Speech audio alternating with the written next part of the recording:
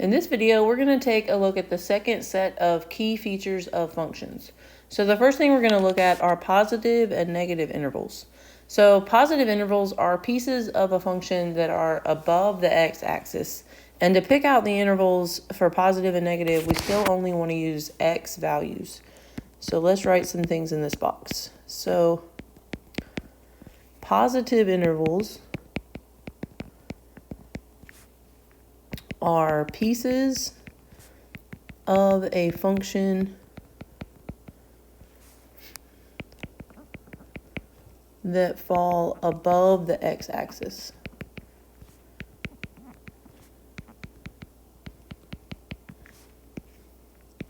Then I'm going to grab another color and write negative intervals are pieces of a function that fall below the x-axis. The opposite of positive are negative. So pieces of a function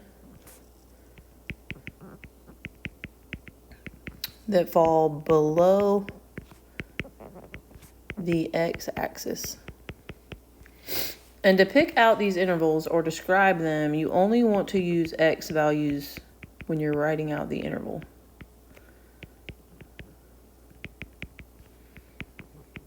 For both. So we'll just make a note.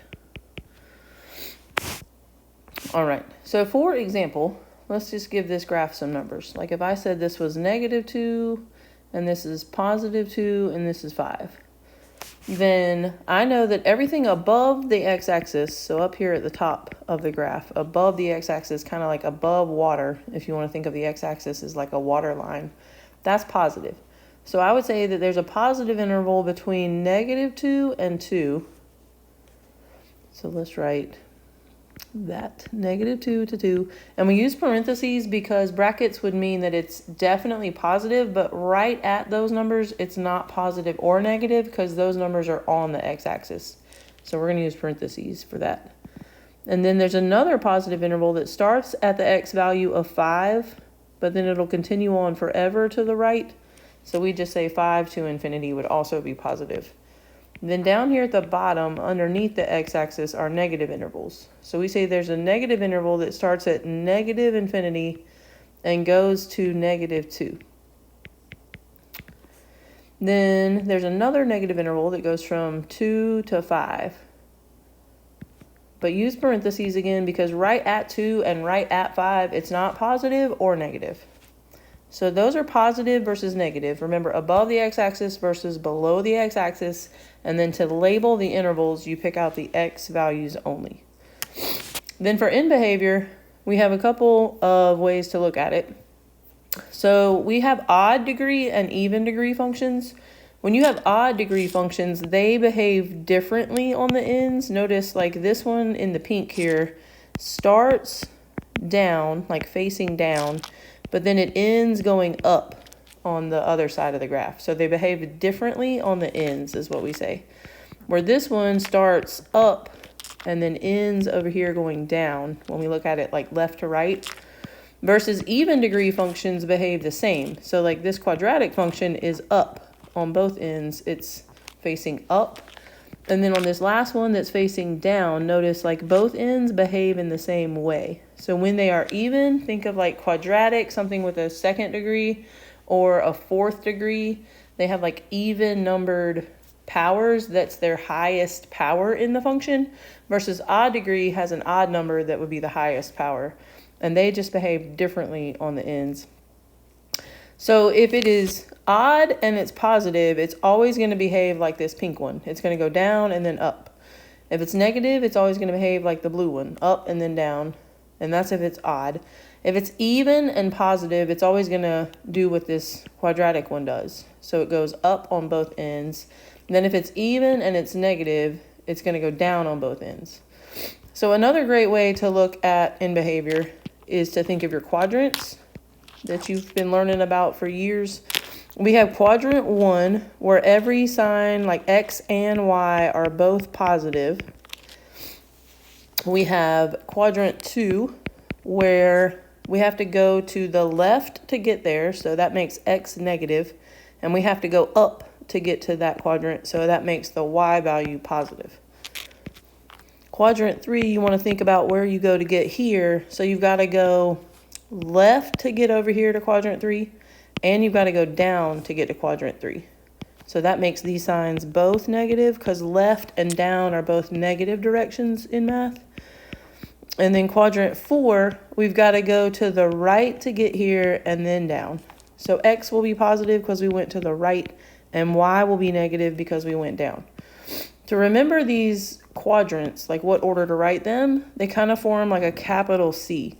So starting in this top right corner with quadrant 1, then quadrant 2, 3, and 4 are in counterclockwise positions. So when a graph faces these quadrants, or like it ends going in these directions, you can just pick out that that is how that graph is behaving. So like if I have let's do a little example. If I have a polynomial graph that looks like this, just sketch it up here at the top, then I want to imagine like if this was a quadrant situation, like if I had a coordinate plane, which you usually do, this is facing the first quadrant where everything's positive. X is positive and Y is positive. So we would say as X approaches positive infinity, Y is doing the same. But then this other end of the graph is facing the third quadrant where all is negative. So we would say as X approaches negative infinity, Y is also approaching negative infinity. Okay. So that would be end behavior. What makes a graph a function? So you guys have looked at this ever since at least Math 1 days, but let's review it. What makes something a function are a couple things we could look for. So the very popular one for graphs is called the vertical line test.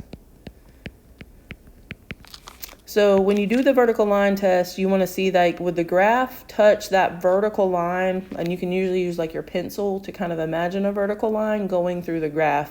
Does the graph only touch it once, no matter where you draw the vertical line? So we say a graph can only touch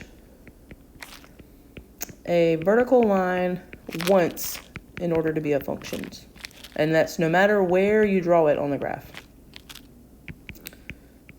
To be, let's say, considered a function. So you can still have a graph of something. It just may or may not be a function. A function is a specific type of graph where each X has exactly one Y value that goes with it. So we say as each X has only one Y value.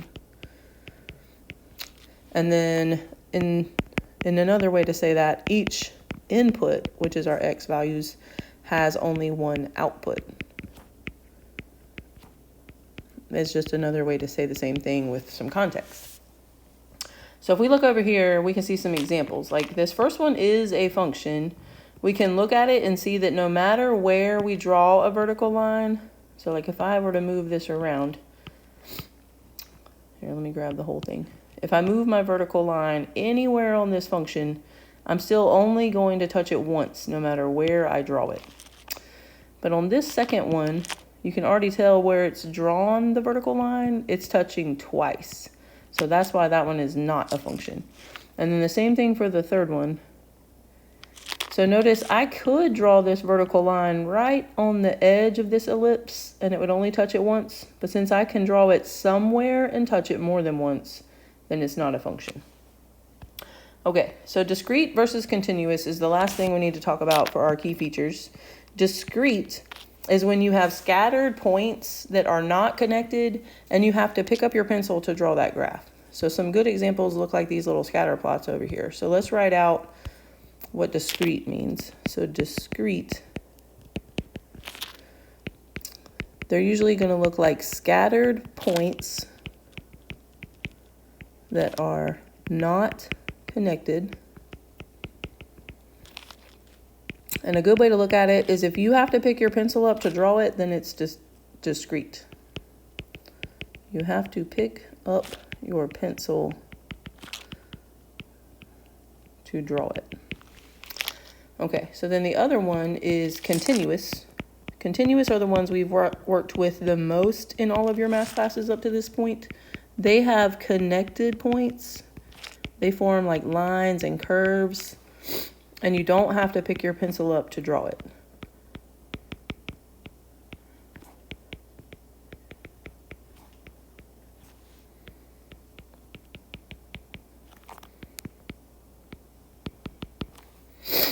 So for example, these graphs probably look more familiar. Like you've graphed lines before. Let's see, that one looks like that. I mean, polynomial graphs, they look like that, or maybe even like a W looking graph. Like you can draw them and you don't have to pick up your pencil. So those are the ones we've definitely worked with more so. But discrete graphs are like scatter plots. They can be step functions when we look at those. So that is it for the second set of key features of functions. So I'm going to just zoom out in case you need to catch any of that stuff again.